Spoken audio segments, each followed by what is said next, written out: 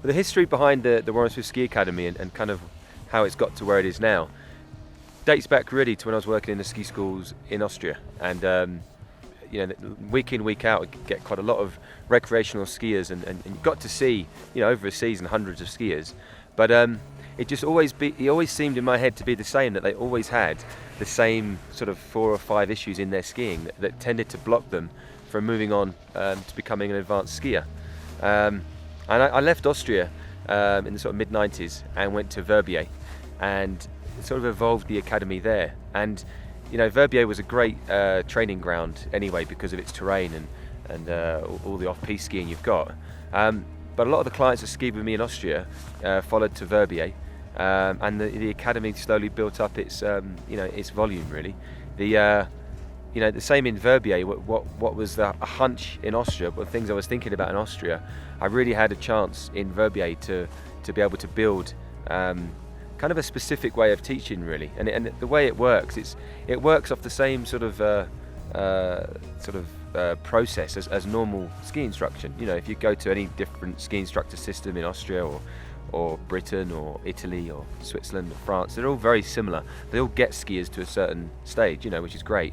And what we did with the academy, a lot of the areas that we saw where people were getting blocked in their skiing, there was a lot of physiological issues behind it, a lot of biomechanical issues behind it. So what we did is we attached a lot of elements to what is already a good ski teaching system, and we sort of bolted on extra bits really. So things like the physiology and getting range tests for people, trying to identify if people had any issues with their equipment. A lot of people do, so that's kind of the history behind it. And now we've got a great formula that really does get results. It works for people.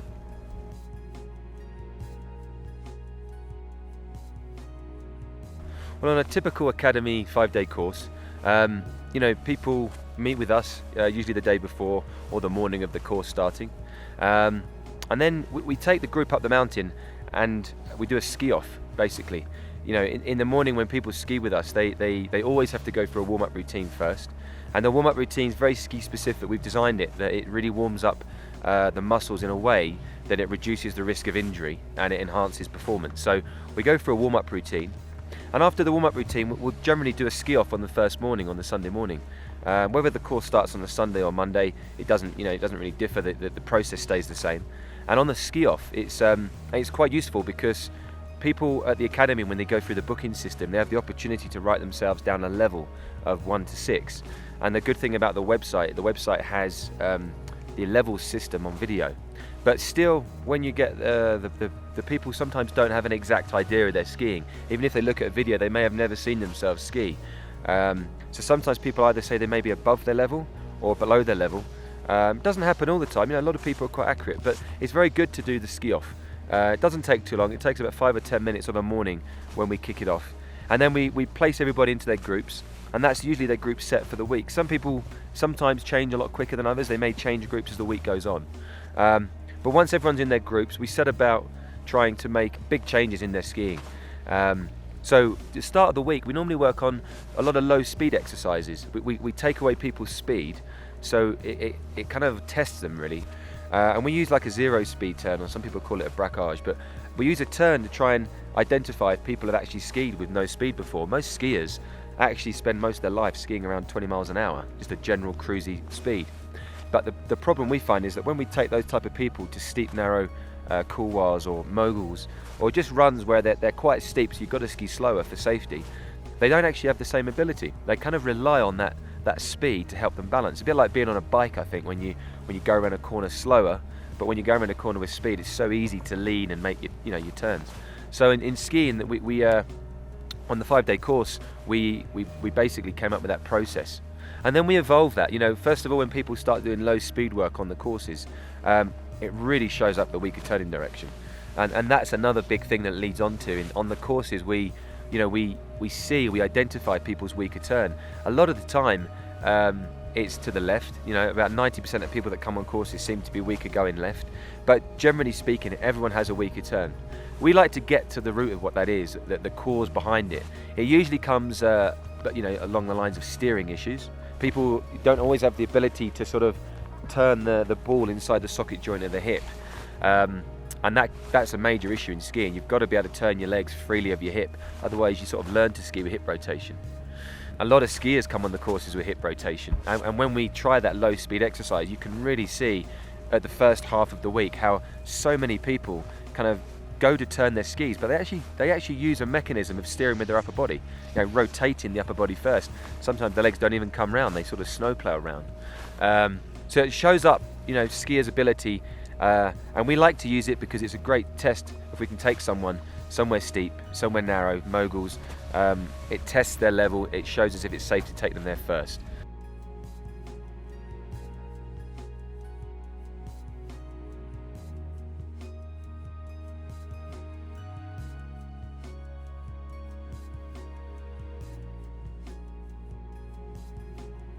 Quite a few things we actually do off of snow.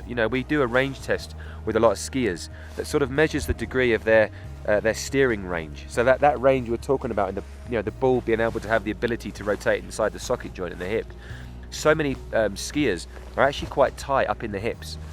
Specific muscles, like the piriformis muscle in the hips, it can actually stop people rotating their legs how they need to.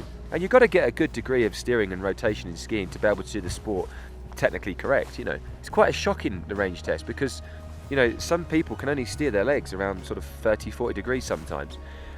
Some people have a natural ability to go to like 80 degrees each way, but what we generally find is that when we do the test, a lot of people are weaker on one direction. So they may get to 60 or 70 degrees one way, but going the other way it sort of can only get to 40 or 50 degrees, and that usually links through into their weaker turn direction when they're skiing. So it's a lot of interesting tests that we do off the snow. You can identify things.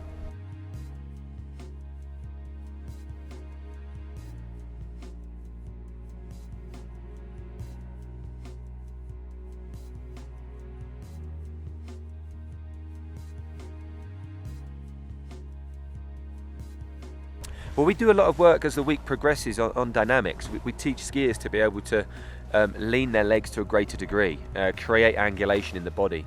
A lot of skiers, when they turn each direction, they sort of lean their upper body and their legs.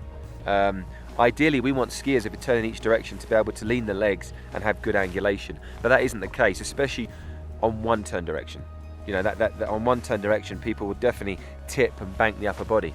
So we teach skiers how to angulate. We teach them to be able to move their hip more across their feet, rather than thinking about rolling the shoulder into a turn. And that builds up such a good sense of security, because when they learn to lean and angulate from the hip, they tend to have a stronger edge bite. We make the example of people having like a tug of war match, and that sort of feeling when you're trying to pull and tug someone, you can really get them to sense how their hip needs to drop into the turn. And once you get that, you get them feeling greater security, and then they kind of naturally go faster. We don't like people to come on a course and just tell them to go faster because they should be skiing at higher speeds to make them a better skier. What we like to do is build the ingredients and the foundation of their skiing stronger first, so that when they up the speed, we see them naturally starting to go faster because their resisting and gripping qualities improve. And then we might push them a little bit. When the timing's right, and that they've got a better platform, a better base, then we'll kind of push them and encourage them to go a little bit faster. It's quite interesting that when you do this work to try and get people to learn to lean more, it's amazing how many people don't have the ability to naturally let their hips fall into a turn. You'd think they would, because that's kind of how they've progressed, in their basic parallel skiing. But so many people build up fear in one turn direction especially. So we have to do exercises. We do exercises getting people to put their hands on their hip to help encourage and push the hip into the turn more. We sometimes get skiers skiing with their hands on both hips. We do some static falling exercises. So actually just teaching people to be able to let their hip go first. We may do that off of snow once they've seen the video analysis session, get them to put a cushion down the side of the hip and fall against the wall. But then obviously on snow we can show them that as well. And once you've highlighted the fact that the middle of the body needs to move more, it's actually incredible how people's skiing ability change.